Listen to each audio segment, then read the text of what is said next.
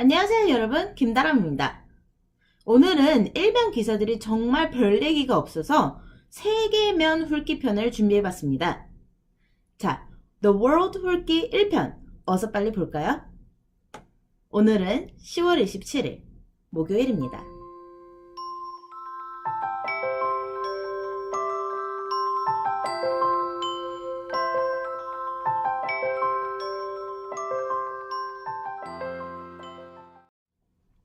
자, 그럼 첫 번째 기사를 볼게요. Duterte says he wants US troops out of the Philippines in perhaps 2 years. 두테르트 대통령, 필리핀 주둔하는 미군 대략 2년 내로 철수하길 바란다 라고 발언했다고 해요. 두테르트가 지금 여기저기 아시아 이곳저곳 돌아다니면서 여러 말을 하고 있죠. 바로 그저께만 해도 화요일 날 두테르트의 행적에 다수의 정부 및 기업들의 우려가 높아지고 있다 이런 얘기 했었는데 이번에는 일본에 가서 또 관심을 받을 만한 이런 이야기들을 했다고 합니다. 볼게요.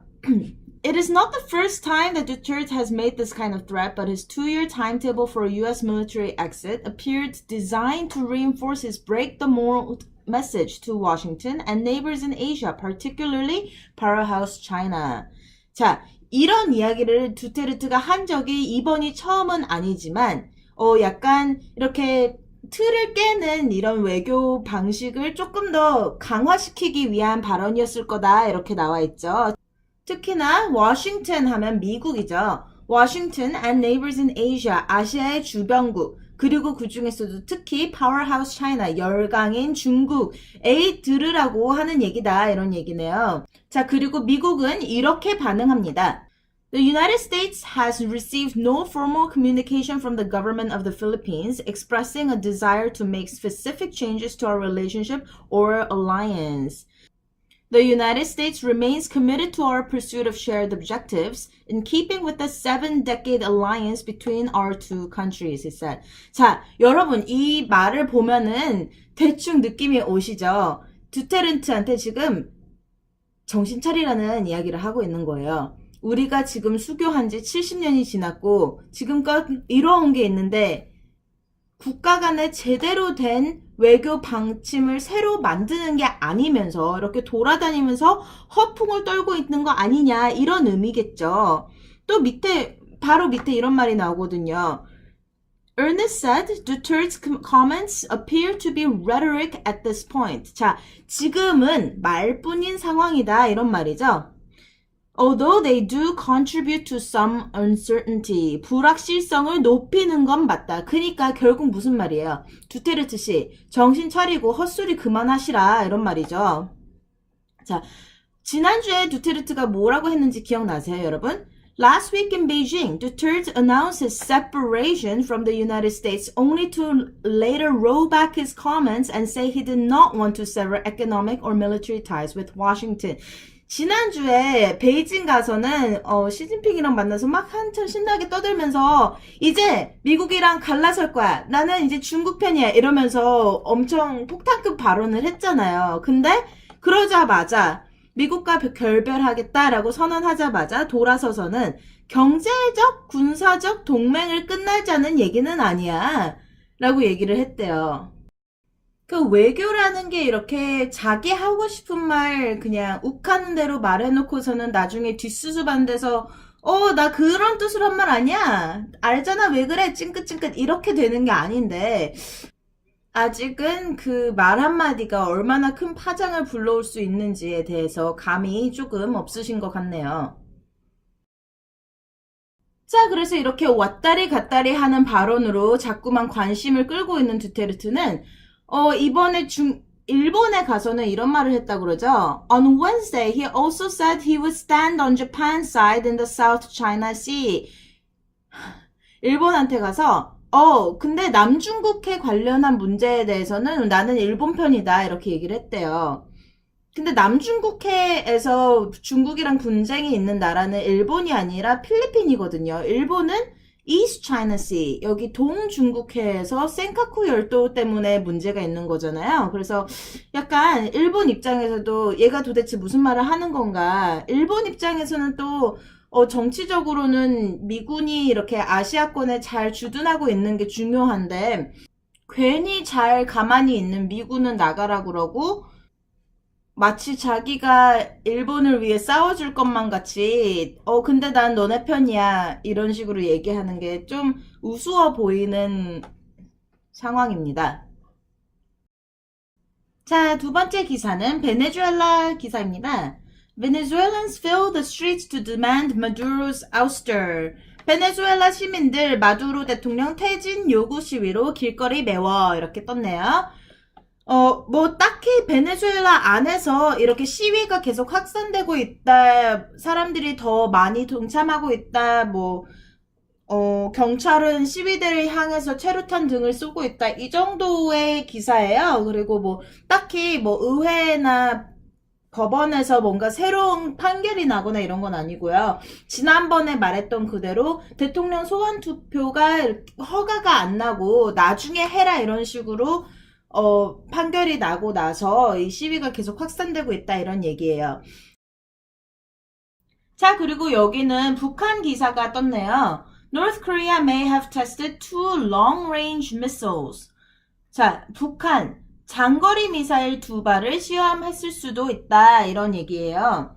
자, 이게 무슨 얘기냐면 여기 사진 보이시죠?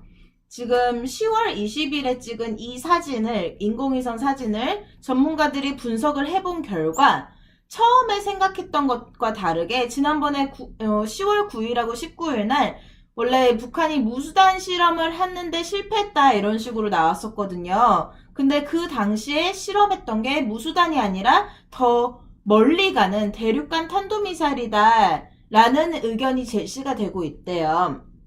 이유인 즉슨 여기 보시는 것처럼 생각보다 이렇게 로켓이 발사되고 나서 남은 그을린 흔적이 너무 크거나